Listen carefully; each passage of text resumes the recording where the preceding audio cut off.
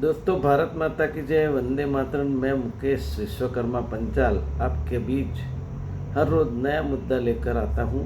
आज भी आया हूँ अपनी चैनल आओ कुछ नया करें। सबसे पहले धोखाधड़ी से बचे, ये अपना मूल मंत्र है। और समाचार की शुरुआत करते हैं कि बारिश का मौसम आने को है। हम गुजरात के अहमदाबाद में रहते हैं। अहमदाबाद के म्यूनसिपल कमिश्नर ने आह्वान किया है कि इस बार इलेक्ट्रिसिटी कंपनी को कहा है कहीं पे भी कोई डीपी खुली न रखे, कोई जगह पर पानी भरा जाता हो बारिश के चलते, वहाँ पर कोई शॉर्ट सर्किट ना हो, उसका ध्यान रखे। अब देखते हैं अहमदाबाद में म्यूनसिपल कमिश्नर ने जो बोला है उसके चलते इलेक्ट्रिक कंपनियां कितनी सजाग होती है। क्योंकि कई सोसाइटियों में ऐसा होता है कि जो टोरेंट पावर की जो लाइनें हैं वहाँ से उनके घर तक या शॉप तक पहुँचती लाइनें अस्त व्यस्त होती है। उसके चलते कई बार ऐसा हुआ है कि जब बारिश आती है तो फायर होने की संभावना होती है। देखते इलेक्ट्रिसिटी कितना म्यूनसिपल कमिश्नर का मानती है। दूसरी बात है, ये समर चल रहा है, बहुत गर्मी का मौसम।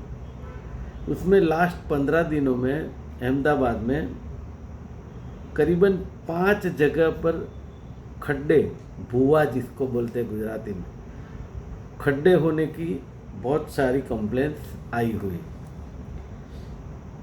बारिश की मौसम आने से पहले ही ये खड्डे रास्ते के बीच होना, ये एक दहशत की बात है, क्योंकि उसमें कुछ न कुछ अकस्मात हो सकता है।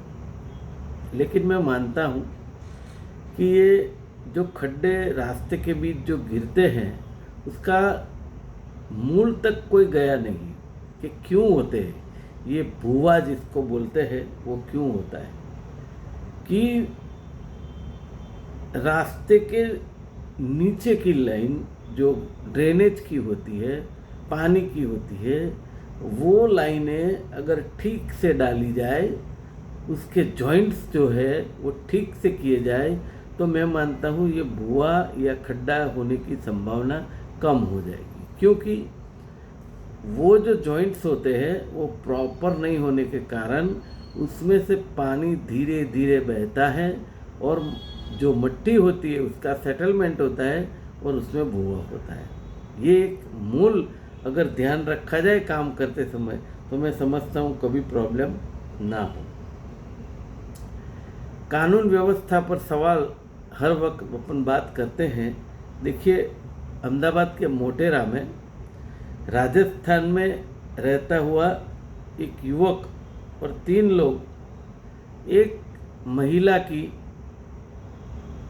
घर में घुसकर उसका अपहरण कर लेते हैं, किडनैप कर लेते हैं। ये समझो, कानून का डर किसी को नहीं है। ये है साबरमती पुलिस स्टेशन के सीसीटीवी फुटेज के आधार पर अभी तहकीकात हो रही है और माना जाता है उस महिला को एक युवान बहुत समय से हैरान कर रहा था। लेकिन मैं मानता हूँ कि अगर सीसीटीवी ना हो तो आज की पुलिस काम नहीं कर सकती। मैंने देखा है ये लास्ट 10 सालों में सीसीटीवी का तो ज़्यादा चला, लेकिन पहले जो पुलिस थी गुजरात की, वो अपने एक आइडिया से या अपने इंफॉर्मेशन से सभी काम बखूबी करती थी। लेकिन आज की पुलिस पता नहीं। अहमदाबाद म्यूनसिपल कॉरपोरेशन में फेंसिंग और प्लांट की जो हेरा फेरी करते हैं, ऐसे छोटे कामों में भी सभी टेंडरों को रिन्यू कर दिया गया है, नए नहीं मिल रहे हैं। 8-10 लाख रुपए के परचूरन वर्क जो होते हैं उनमें भी कॉरपोरेशन को ज़्यादा एजेंसियां नहीं मिल रही, ऐसा माना जाता है। पर मैं मानता हूं कि अगर अखबार में एडवर्टाइजमेंट दी जाए तो कई लोग काम करने वाले मिल जाते हैं। एक दुखद बात है कि चोटीला के पास, गुजरात के राजकोट के पास चोटीला है, माता जी का धाम है, उसके रास्ते में एक जैन मुनि ओमकारेश्वर विजय जी महाराज साहेब जो होते हैं, वो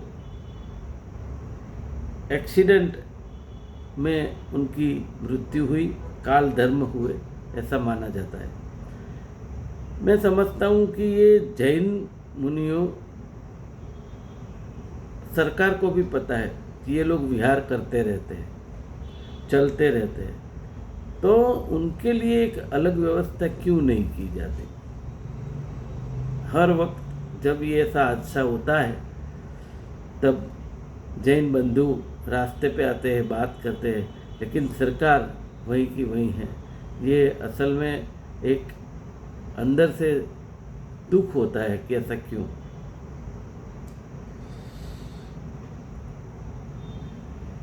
एक ऐसी बात कहने जा रहा हूँ कि अपने प्रधानमंत्री को विश्व गुरु कहा जाता है, लेकिन आए दिन अमेरिका और कनाडा और कई ऐसे देश है, उसमें अपने गुजरात के गुजराती की या इंडियंस जो होते हैं भारतीय की हत्या कर दी जाती है।